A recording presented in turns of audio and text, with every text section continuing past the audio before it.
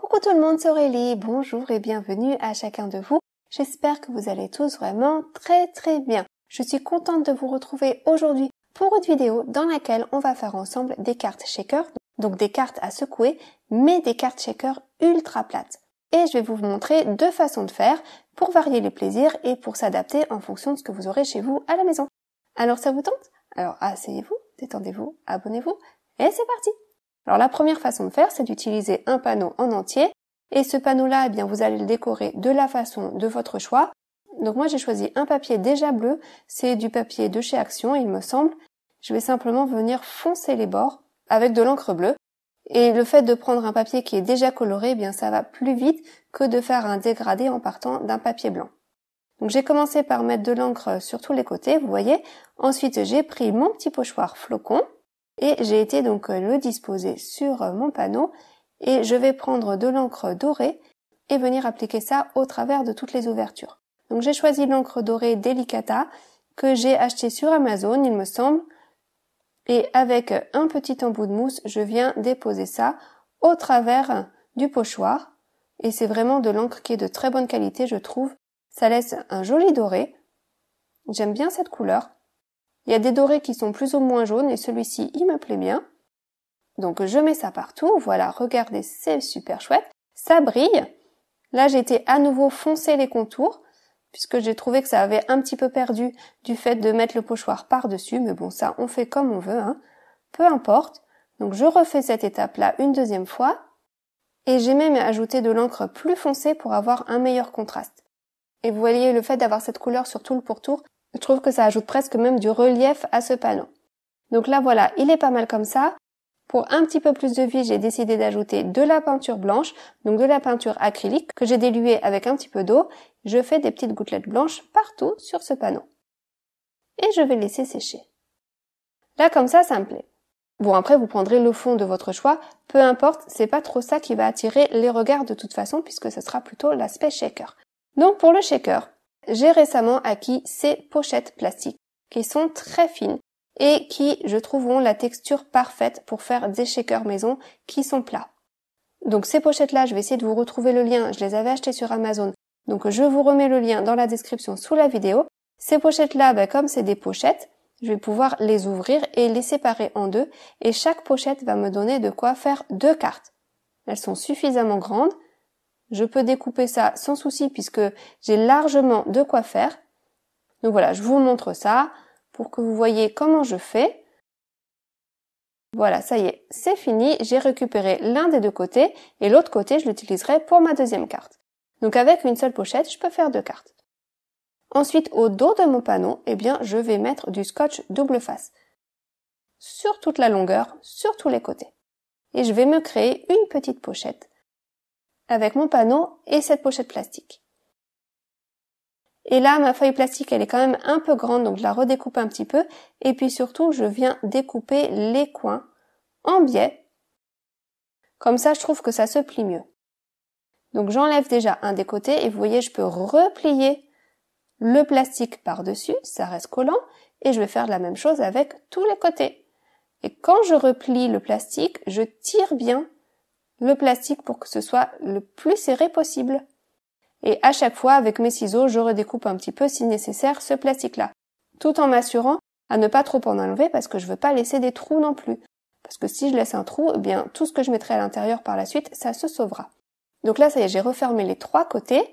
Le quatrième côté, je vais le préparer en recoupant là à nouveau mon plastique qui est trop grand. Je coupe les coins de biais à nouveau. L'intérieur également. Voilà, c'est bon. Et avant de refermer ce côté-là, vous voyez maintenant j'ai ma petite pochette, eh bien je vais pouvoir la remplir. Alors là, vous pouvez la remplir avec les sequins de votre choix, mais vu que l'idée c'est de faire un shaker plat, eh bien il vaut mieux choisir des sequins qui soient quand même le plus plat possible. Donc j'ai choisi des petits sequins trouvés chez Action, donc vous voyez dans les petites boîtes qu'ils avaient avant. Je ne sais pas si ça se vend encore. Et on peut même mélanger les sequins. On n'est pas obligé d'utiliser un seul type de sequin, on peut se faire son petit mélange. Donc j'ai mis des petits brillants hexagonaux dorés, ensuite je mets des petites paillettes argentées, et puis j'ai également des petites étoiles bleues que je viens ajouter à tout ça. Ça me donne un joli mélange. Et je trouve que ça va bien avec le fond que j'ai créé. Donc la difficulté pour moi, c'est toujours de savoir quelle quantité mettre. Je sais jamais s'il y en a trop ou pas assez, mais bon, on y va un petit peu au feeling.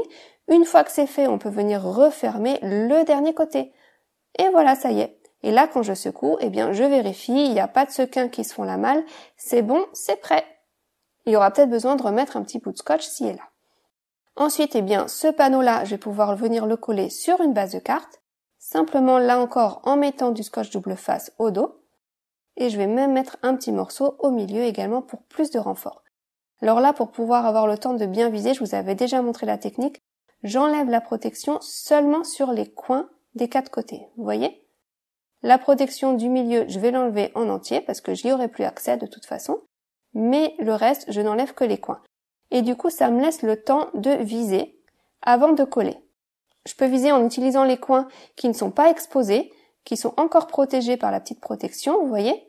Et une fois que j'ai bien visé, que c'est bien en place, je peux enlever les autres petites pellicules. Et voilà, pour le coup, mon panneau, il est collé au bon endroit. Mais maintenant, j'ai plus qu'à finir la décoration de ce panneau-là. Donc, vous finissez ça comme vous voulez. Vous pouvez aussi mettre la décoration à l'intérieur si vous le souhaitez. Mais je trouve que ça ressort mieux quand même quand c'est à l'extérieur. Donc, j'ai pris ma petite matrice de coupe Noël. J'ai découpé ça dans du papier blanc et dans du papier doré pour un rappel de couleur. Et puis pour plus de contraste, j'ai également créé un petit mot dans du papier noir. Et puis pour une petite déco supplémentaire, j'ai découpé un petit nœud. Donc là encore, dans mes petits nœuds qui sont disponibles dans ma boutique, dans du papier doré.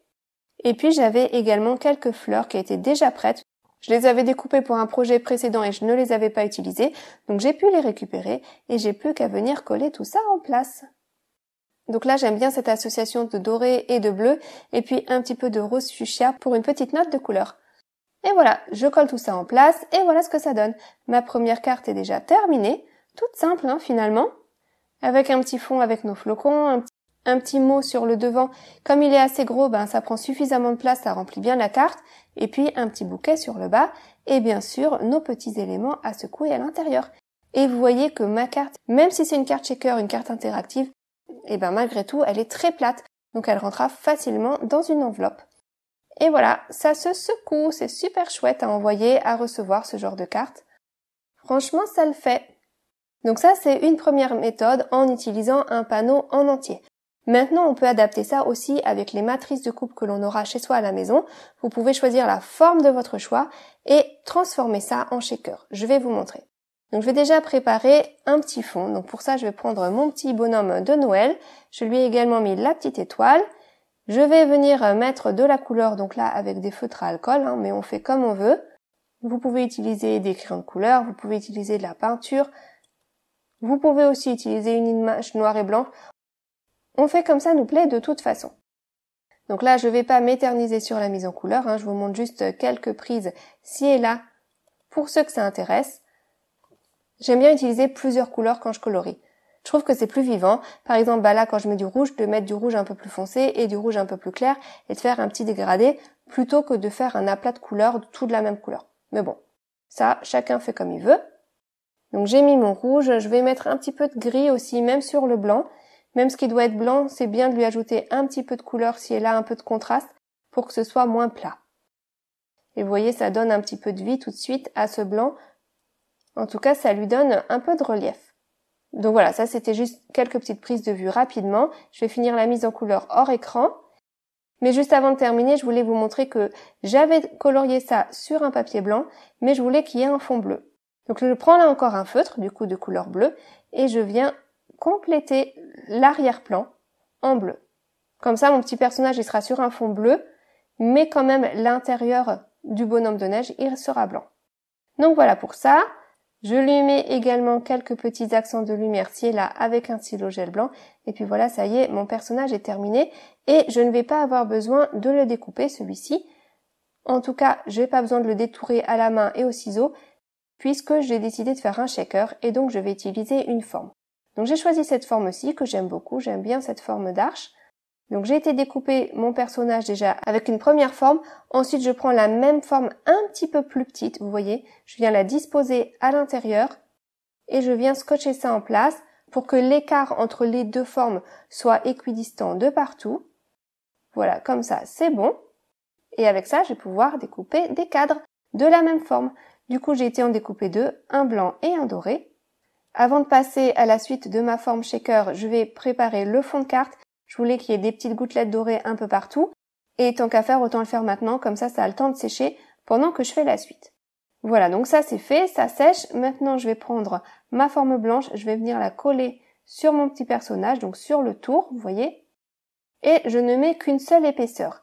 Et là, typiquement, si vous faites un shaker plus épais, c'est là que vous voudrez mettre plusieurs épaisseurs de cette même forme pour créer un petit muret, pour pouvoir retenir vos sequins.